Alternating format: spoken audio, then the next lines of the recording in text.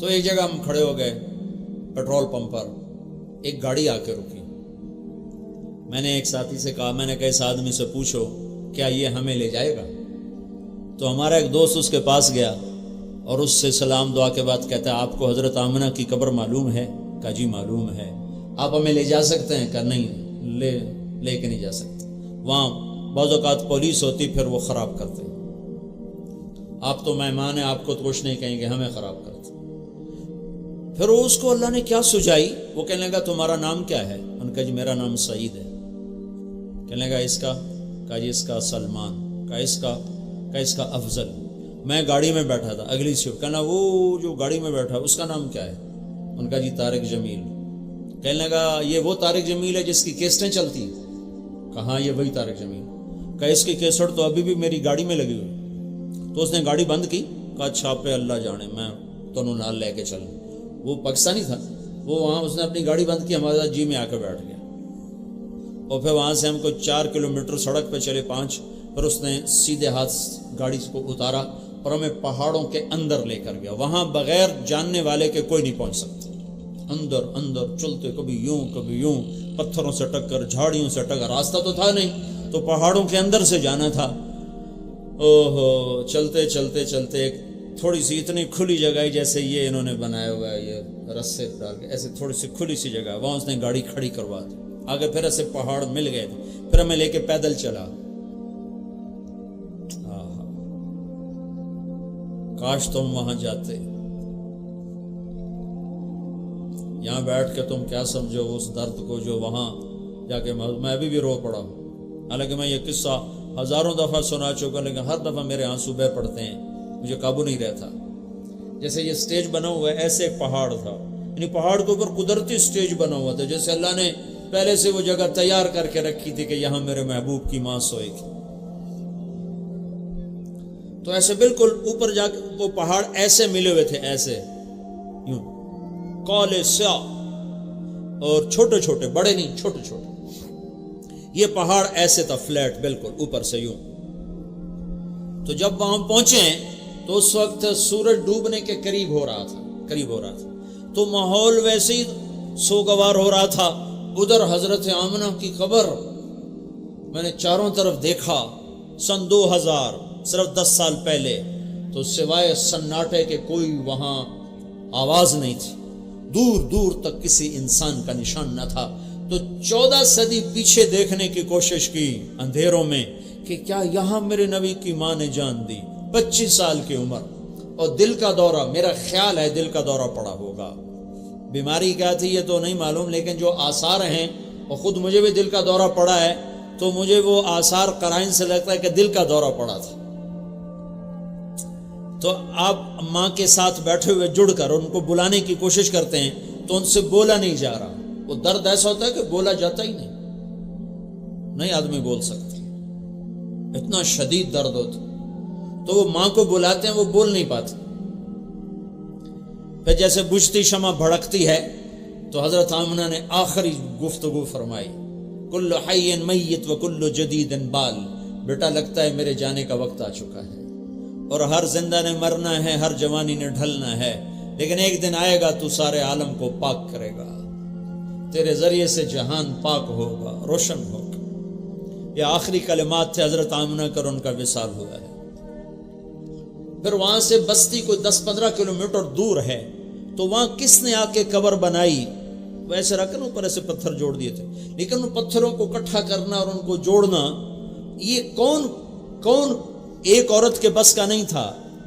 تو کوئی وہاں سے گزرا یا خود حضرت ام ایمن گئیں، کسی کو بلا کے لائیں اور وہاں قبر بنائی، اللہ ہی بہتر جانتا۔ بہرحال کچھ لوگ وہ ابوا بستی سے آئے ہوں گے جن کے ذریعے سے قبر میں ڈالا گیا، اور جب پہاڑ سے نیچے اترے تو ام ایمن نے دیکھا تو اللہ کے نبی ساتھ نہیں تھے، تو انہیں گھبرا کے دیکھا کہ بچہ کہاں گیا، پیچھے مڑ کے دیکھا تو اوپر سے رونے کی آواز آ رہی تھی۔ ہائے ہائے، جب حضرت ام ایمن اوپر چڑھی ہیں،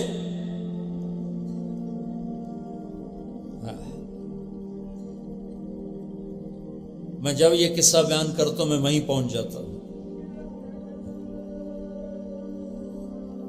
تو ماں کی قبر کو ایسے چمٹے ہوئے تھے، قبر کو سینے سے لگایا ہوا تھا ایسے، اور یوں سر اوپر رکھا تھا یوں۔ جب ام ایمن قریب آئی ہیں تو سنا تو اللہ کے نبی کہہ رہے تھے اماں تجھے تو پتہ ہے نا تیرے سوا میرا کوئی بھی نہ تھا، تو بھی مجھے چھوڑ کے چلی گئی۔ واہ یا رسول اللہ، کیا غم اٹھائے، کیا دکھ دیکھے۔ آج اسی کی امت اسی کے سینے میں خنجر اتارتی ہے، اسی کے طریقوں کا مذاق اڑاتا ہے۔ اماں تجھے تو خبر تھی تیرے سوا میرا کوئی نہیں، پھر تو مجھے چھوڑ کے کیوں چلی گئی؟ میں تیرے بغیر اب کیسے جاؤں گا؟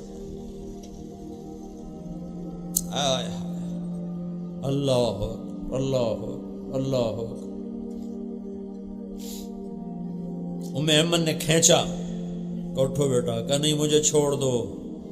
ان کو بھی ماں کہتے تھے کہ اماں مجھے چھوڑ دو، میں ماں کے بغیر کہیں نہیں جاؤں گا، بس مجھے ادھر ہی چھوڑ دو۔ انہوں نے زبردستی کھینچا اور مکے تک آنسو بہتے گئے، آنسو بہتے گئے۔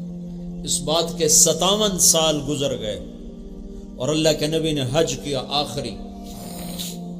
تو جب آپ ماں کی قبر کے پاس پہنچے تو آپ کے ساتھ 70,000 حجاج تھے، اندازہ ہے میرا اندازہ۔ جب مدینے سے نکلے تھے تو 12,000 تھے، مکے پہنچے تو 1,00,000، عرفہ میں پہنچے تو 1,25,000، تو یہ 2 منزل پہلے کی بات ہے، تو تقریباً 60-70,000 کا مجمع تھا۔ اس مجمع کے رہنے کی جگہ ابوا کی بستی تھی جہاں کھلا میدان تھا، لیکن جب آپ ماں کی قبر پر پہنچے تو آپ نے سب سے کہا ادھر ہی سب قافلہ اتر جائے، سب کو۔ وہاں تو 70 آدمیوں کے رہنے کے لیے مسئلہ بن جاتا ہے، میرے نبی نے 70,000 سے کہا ادھر ہی جہاں جگہ ملے بیٹھ جاؤ، خیمے لگا دو۔ اور خود اپنا خیمہ لگا کر پھر احرام باندھا ہوا تھا تو ماں کی قبر پر آئے اور اس کی چادر کی نا یوں گوٹھ بنا کر اور یوں اپنے ہاتھ یہاں رکھے گھٹنے اٹھا کے اور سر گھٹنوں میں ایسے دیا ایسے، اور جیسے چھوٹا بچہ گھٹنوں میں سر دے کے روتا ہے ایسے کئی گھنٹے دھوپ میں آپ ماں کی قبر پہ بیٹھ کے روتے رہے۔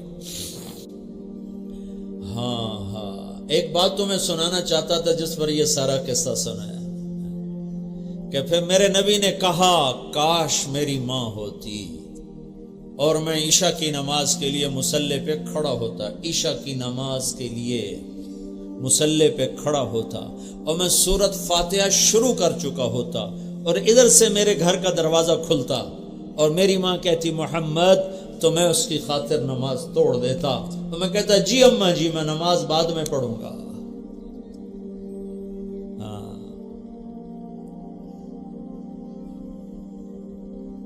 جب ماؤں کو ذلیل کیا جائے گا تو قیامت آ جائے گی۔ میرے نبی سے پوچھا گیا یا رسول اللہ قیامت کب آئے گی؟ کہا یہ اللہ کو پتا ہے۔ کہا یا رسول اللہ کو نشانی تو بتائیں۔ کہ جب نور پور کی ماؤں کو ذلیل کیا جائے گا تو قیامت آ جائے گی، جب فیصل آباد کی ماں کو ذلیل کیا جائے گا تو قیامت آ جائے گی، جب ملتان، لاہور، کراچی، پنڈی، پشاور، اسلام آباد کی ماں کو ذلیل کیا جائے گا تو قیامت آ جائے گی۔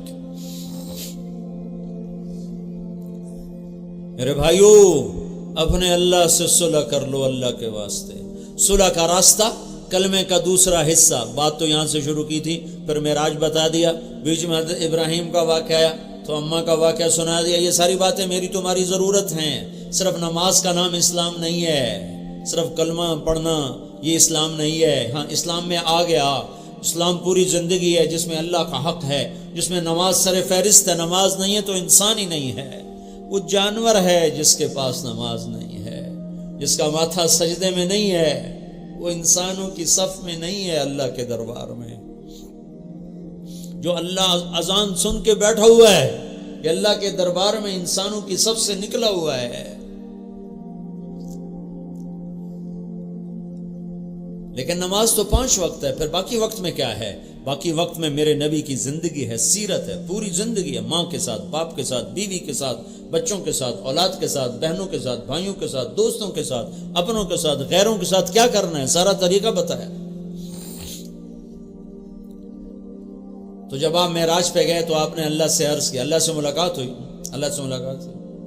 آمنا سامنا ہوا، سارے پردے ہٹائے گئے، حبیب و محبوب آمنے سامنے ہیں، اور میرا نبی کہہ رہا تحیات للہ والصلوات والطیبات، اوپر سے میرے اللہ کا جواب آ رہا ہے السلام علیک ایھا النبی ورحمۃ اللہ وبرکاتہ۔ تو یہاں اللہ سے سوال ہوتا ہے، یا اللہ اتخذت ابراہیم خلیلا وموسیٰ کلیما وَأَلَنْتَ لِدَاوُودَ الْحَدِيدَ وَسَخَّرْتَ لِسُلَيْمَانَ الرِّيَاحَ فَأَحْيَيْتَ لِعِيسَى الْمَوْتَى فَمَاذَا جَعَلْتَ لِي، یا اللہ آپ نے عیسیٰ علیہ السلام، آپ نے ابراہیم علیہ السلام کو خلیل بنایا اور موسیٰ علیہ السلام کو کلیم بنایا اور داؤد علیہ السلام کو لوہا نرم کر کے دیا اور سلیمان علیہ السلام کو ہوا تابع کر کے دی اور عیسیٰ علیہ السلام کو مردے زندہ کر کے دیے، فَمَاذَا جَعَلْتَ لِي، تو یا اللہ میرے لیے کیا ہے، میرے لیے کیا ہے، میرے لیے کیا ہے؟ تو اللہ تعالیٰ نے فرمایا اَوَلَيْسَ قَدْ أَعْطَيْتُكَ أَفْضَلَ مِنْ ذَلِكَ كُلِّهِ، میرے محبوب تیرے لیے سب سے اعلیٰ چیز، سب سے اعلیٰ چیز کہ وہ کیا ہے کہ اللہ ذکرت الا ذکرت معی، نور پر والوں کو بتا دے قیامت تک تیرا میرا نام اکٹھا رہے گا، جدا نہیں ہو سکتا۔ اور یہ پیغام ہے دنیا کے کالے گوروں کو، بوڑھے جوانوں کو، جنہیں اللہ کو پانا ہے انہیں تمہیں پانا پڑے گا، جنہیں اللہ کو راضی کرنا ہے انہیں تیرا غلام بننا پڑے گا، انہیں تیرے سامنے جھکنا پڑے گا۔ تو میں ان کا ہوں ورنہ میں کسی کا نہیں ہوں۔ سارے عالم کے لیے پیغام رحمت، سارے عالم کے لیے پیغام امن، سارے عالم کے لیے کامیابیوں کے دروازے، صرف عرب کے لیے نہیں، پوری دنیا کے انسانوں کے لیے۔ بحر و بر پہ نبوت چھا گئی، عرش و فرش پر نبوت کی دھوم مچ گئی۔ آپ پیدا ہو رہے ہیں،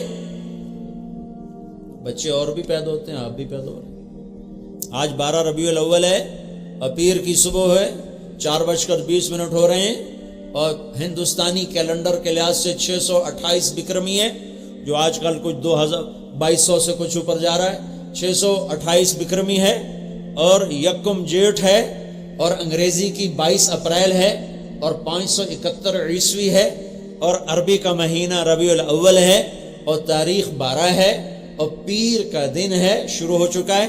پیر کی صبح صادق کا وقت ہے جو 4:20 بنتا ہے۔ 22 اپریل کو مکہ میں صبح صادق کا ٹائم بنتا ہے 4:20۔ اس لیے میں 60 ٹائم بتاتا ہوں کہ ہمارے نبی 22 اپریل 571 عیسوی 12 ربیع الاول یکم جیٹھ پیر کی صبح کو 4:20 پر پیدا ہوئے۔ ایک نے مجھ سے سوال کیا، اس وقت تو گھڑیاں نہیں تھیں، تو یہ 4:20 پر کیسے پتا چلا؟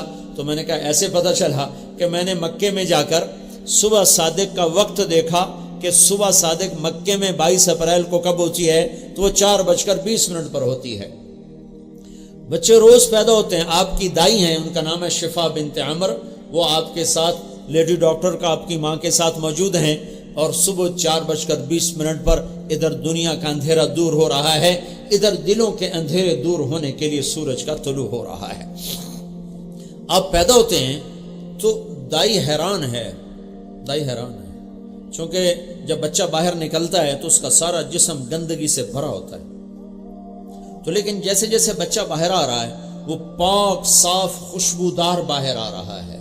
تو شفا کے ہاتھ میں پہلا بچہ نہیں آ رہا، اس کے ہاتھ میں سینکڑوں بچے پیدا ہوئے ہیں، لیکن اس بچے کو دیکھ کر شفا پہ ہیبت طاری ہوتی ہے کہ اس بچے کو اندر دھلا کس نے دیا اور خوشبو کس نے لگائی۔ پھر اور جب وہ باہر آتا ہے تو اس کا ناف اور ماں کی آنت جڑی ہوتی ہے، اس کو باہر کینچی سے کاٹا جاتا ہے، تو وہ دائی دیکھتی ہے کہ بچے کی ناف اور ماں کی آنت کٹی ہوئی ہے، باہر کاٹنے کی ضرورت نہیں ہے۔ یہ ایک اور حیرت کی بات۔ تیسری حیرت کی بات، جب بچہ سارا باہر آتا ہے تو دیکھتی ہے دائی کہ بچے کا ختنہ ماں کے پیٹ سے ہوا پڑا ہے،